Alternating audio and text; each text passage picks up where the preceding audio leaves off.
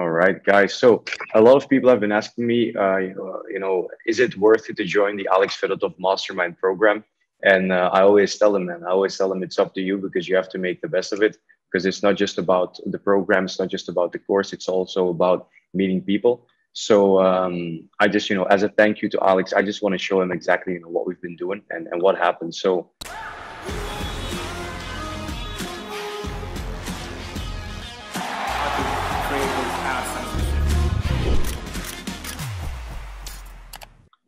we started drop shipping in July, right? In the very beginning. Then when we really started performing was in December, we joined the program. So in December, we did 150K. So what is it, like 3K a day, 4K a day? But as you can see, struggling up until the last point, right? In the last point is when our stores really started taking off. Then, here around this time, this was the best day ever. This was the day when we did that first interview. That interview from that day that was actually right here because it was right at the end of the year. So this is when we did that 20K day, right? Back in the day, 20K was absolutely ridiculous. And then after that, the next month in January, we went from 150 to 500. Wow! Right. Nice jump. So how did you handle Did you have any issues throughout that time, like PayPal holds? Like what happened during? At that time, no, because this right here, it was literally still, it was still just it was still all just Netherlands. So it was all debit cards. So we didn't have any issue. One fucking country. Yeah. This was just one country, and then in February we added in Germany, and we dabbled in Sweden. So then we went from 500 to 700, and then what profit margins you've experienced then?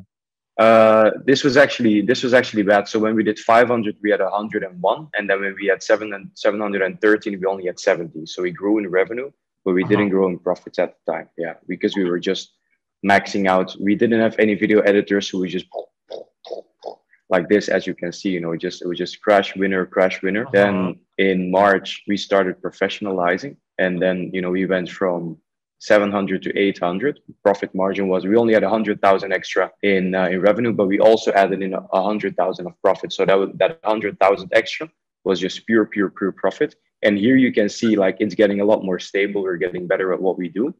So and then here, what countries are here then? Like what countries did you expand to?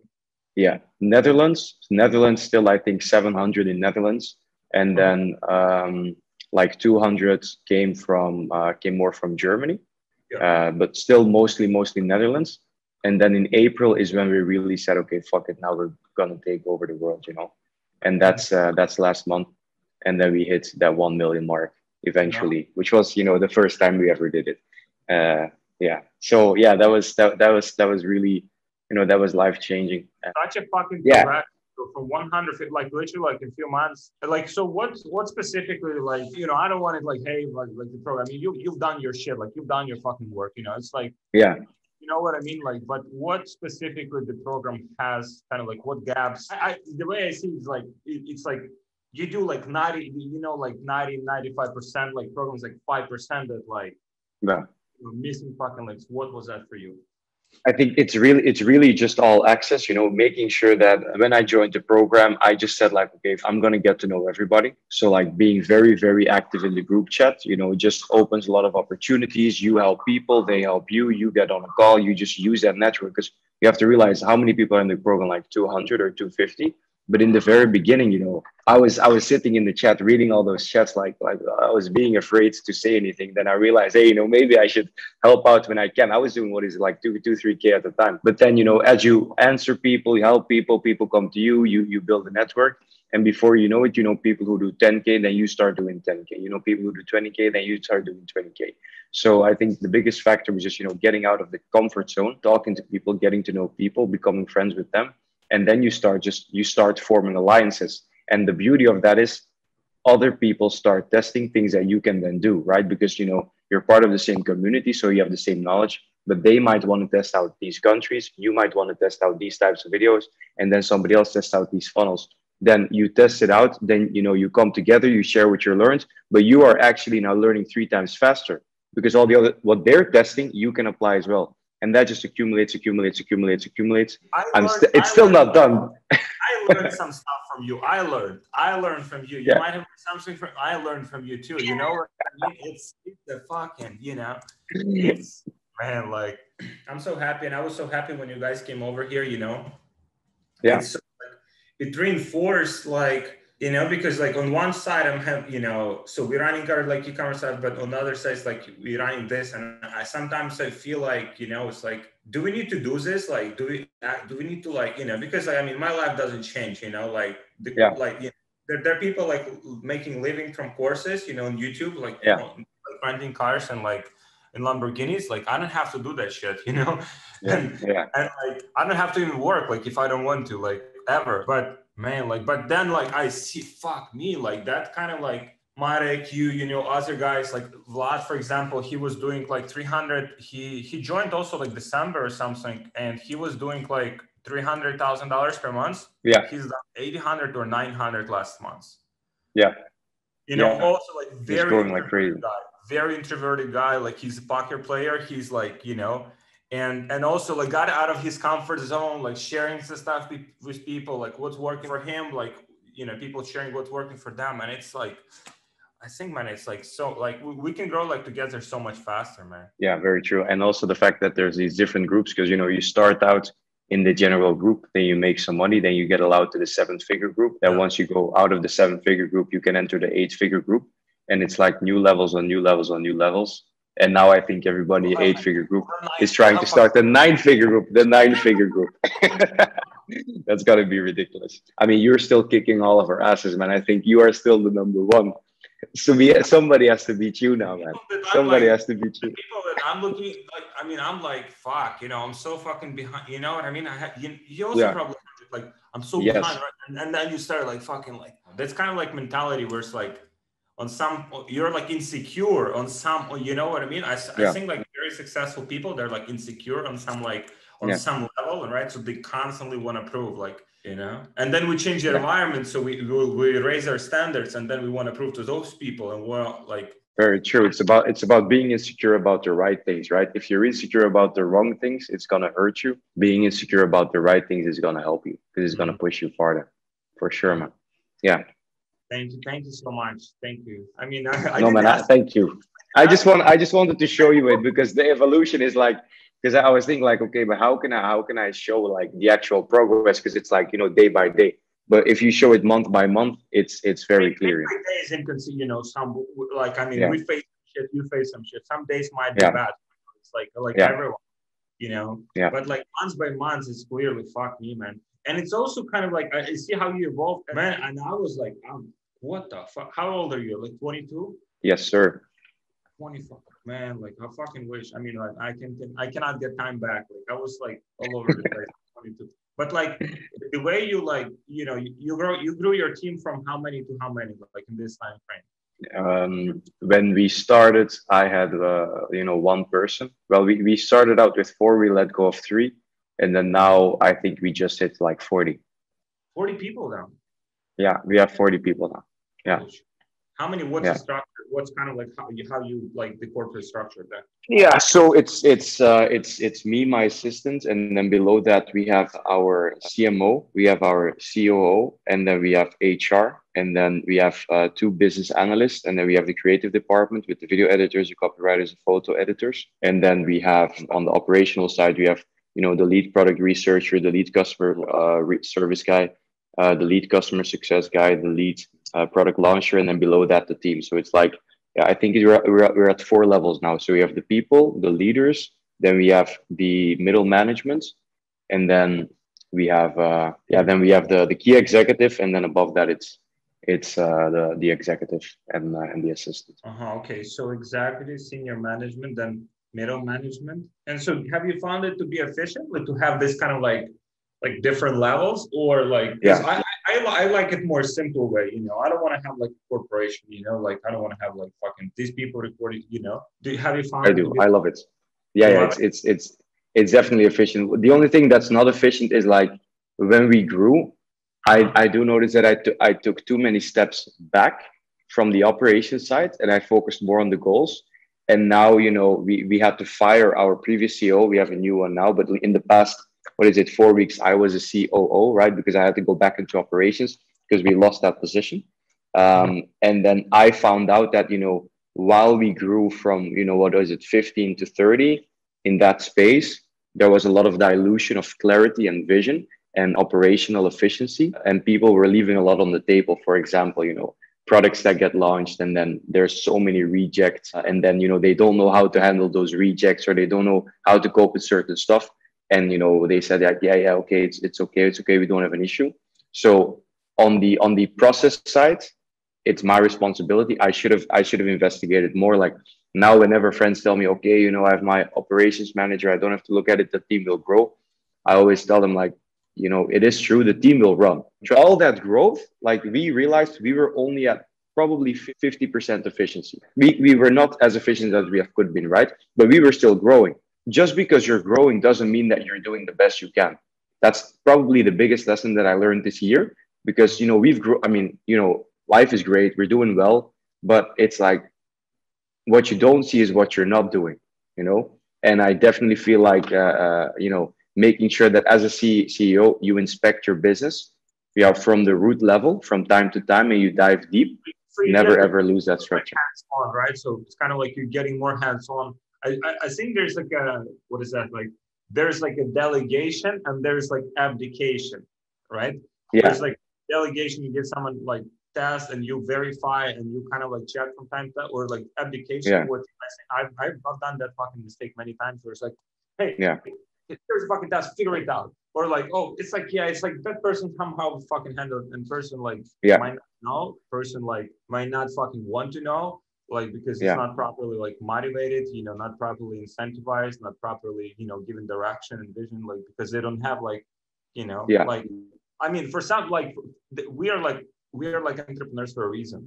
We are like on top of our like food chains, like small food chains for some, for the time being, like, 8-figure level. But like we are, for some reason, because we can link different parts together. We can take more risks and more people, right? So yeah, man. And so you changed that approach. You said that kind of like that was one of your things that you think you were missing out. Yeah, I definitely missed it because I was very much focused on the sales side, always trying to inspect the sales by adding, only focusing what could drive our growth externally. So we need to go new markets. We need more video editors. We need more this. And it worked. Don't get me wrong. It worked. But at the same time, on the internal side, I realized that, like, all of our processes, they weren't as efficient. I thought everybody was doing it perfectly and that everything was going perfectly. But then I realized that, as you grow and people get instructions, the clear SOPs, we had them, but they weren't as clear as they should be. So people are still diverting. Data management, we didn't have data management. Now every department in our company, they have a sheet. It's like all automated. There's data, there's minimum maximums, there's graphs. Like, it takes like 5 seconds to see what the status is of a product research department. It takes 5 seconds to see what the status is of a product launching department. It takes 5 seconds to look at the finance. It takes 5 seconds to look at HR. Like those things. I think if you would have invested in that sooner, we probably would have been doing, 2 million in the month where we did 1 million, because there is so much opportunity. Man, I think you needed to break it to fix it. Like, you know what I mean? It's like, yeah, we always, if I know what you mean. I know what you mean. You needed to break it. And also you have experience that, bro, now you know what's possible even with broken setup. But now you have some data to work with. Yeah, that's true. Now we're doing a lot better. But there is that, how do you say, like you want it all. You want the 100%. People are like, do you want the whole cake or 90%? I want the whole cake. Don't leave one piece on the table. I want the whole cake. Man, I mean, it's like the same people, like, it's like some people, like, they want to buy the course, and I want to exactly like step by fuck. Oh man, like, I fucking wish, I would create like fucking billion, I would create like millionaires, like, if there was a fucking chance of that course being, you know what I mean? You give the same fucking course to 100 people, like 90 of them will fuck it up. That's true. So I think it's like everything happens for a reason. You fucked it up, or like you made some mistakes for a reason. Now you've done it better. True. Like, few months from now, you will realize, fuck, like you will realize that your current setup that you have improved like is not as efficient as it could be. You know what I mean? True. Like, because, you know, in the very beginning, you're in survival mode. You know, you might think that you're doing good, but you're like, oh shit, you know, this winner and then that country, and you're so focused. And you know, now that's why I say like I love a hierarchical organization. I'm not the flat guy. I like it in a nice pyramid because I like that structure, because it just allows us to move so many levers whenever we need to. For example, like product launches, like one decision we made, we were doing 6 in Netherlands, 6 in Germany, 6 in Sweden. Then we saw Sweden, and yeah, and then we realized, okay, so Sweden is killing it, Germany is killing it, Netherlands sucked. So then, you know, because we have that structure where everybody has a specific role, we just said, okay, let's move the person who is doing on NL, let's put them on Germany. Let's have the proofreader do two times as many text. And now we're doing 12 products a day in Germany. And that's a lot more profitable. And I like that whole game of business that we're able to play now. As before, it's like, oh, you have to do this now, this now, this now, this now, this now. Now it's like, okay, there's data. We can make moves. We can say, let's do this, let's advance. And then it's like, I've never been this excited about the business. Before it was like every day. Now it's like, okay, boom, what can we do? What games can we play? What games can we win? And yeah, it's fun, man. It's a lot of fun. That's awesome. It's a lot of fun. So what is the, I mean, that doesn't have to be like, you know, you don't have to go into specifics, but you have like solutions for like the July thing, like for the. Yeah, I think our biggest solution now is just going to be making it successful in Netherlands. If I'm going to be very honest, sorry, not in Netherlands, in US and in Brazil.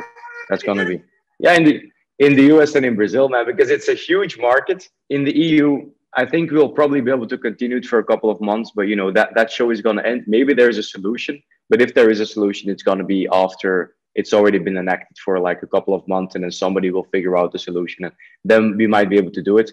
The good thing is though, you know, we've been investing a lot in video editing, now also custom funnels.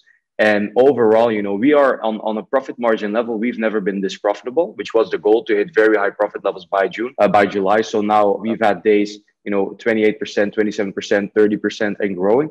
So, you know, that's good. We've never been this profitable, but I mean, 21% off of your profit margin, you're still only doing, what is it? 6%, 7%, 10%. So it's not viable, you know, it's not viable. So what do you do like for United States? You want to do the same model, like general stores, like and stuff? Same model, test products, and then move them to funnels. I think you'll fucking destroy it, man. You'll fucking destroy it. I think so too, man. I think it's going to be a very exciting time, and we're going to have to see how we can do it. Still, you know, because now our profit margins are increasing, and I'm wondering, is it because competition has already stopped? Are they afraid? Because we're getting very low CPMs in the EU now. Like we were getting €8 CPMs in Sweden and Germany, whereas normally they've always been 11, 12, 13, up to 15, 16. And it's like, you know, why did CPMs all of a sudden drop 30, 40%? Is it competition leaving? It's possible. Is that going to continue? We don't know. I think it will, right? I think it will, because I've made that prediction before, and I still think it's going to happen. But we don't want to bet on one horse. We want to bet on multiple horses, for sure. That's awesome, man. Awesome, man. Thank you so much for making this. You're welcome, man. You're welcome. And we do it like I think we'll do it like when you do like 2 mil per month, we do it. You do 3 mil per month, and we'll do it until you. Yes. Every time we hit a benchmark, we do it, because every time there's some learning. I think it's not only about the fucking numbers, but it's also kind of like proving like to ourselves, proving to others, I think, and also becoming like better like person, better like business owner. So it's like kind of like, it's all about the fucking growth. It's all true. It's all about getting better, man. You're totally right. Thanks, my man. And all right, man.